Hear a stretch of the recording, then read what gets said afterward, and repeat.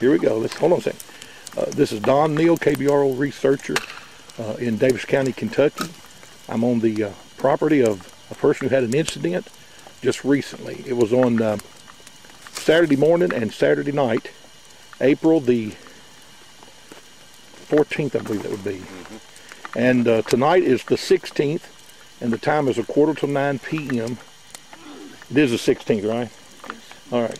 And we're speaking to the witness. I want him to share his story in his own words. And so this is our witness. His name is Drew.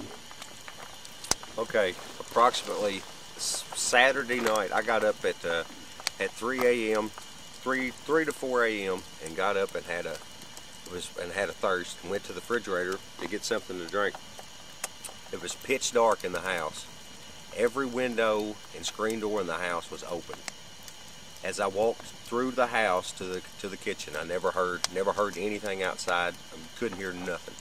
I walked in, opened the refrigerator, grabbed something to drink, and as soon as I started getting something to drink, I heard a nostril sound.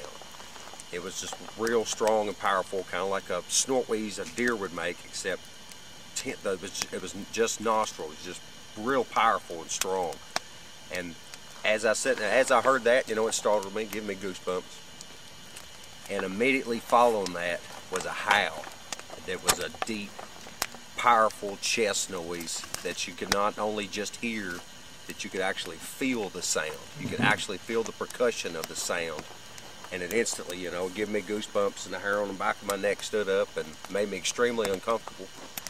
And I felt at that point, I felt vulnerable. Like the only thing, I had the refrigerator door open, that whatever it was, it could see me. I felt that whatever it was looking at me and could see me. So I put the jug back in the refrigerator, shut the refrigerator door, made approximately 6 paces towards the window to look out, and it yelled out again.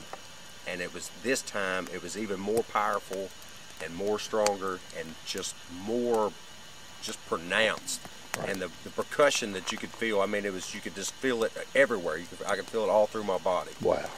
And at that point, I was totally creeped out, didn't know what to do. I stopped and I didn't know what else to do. And at that point, I was fearing for the safety of my family, which was inside the home. And I shut the doors and closed the windows and set up for the next 2 or 3 hours and without any sleep.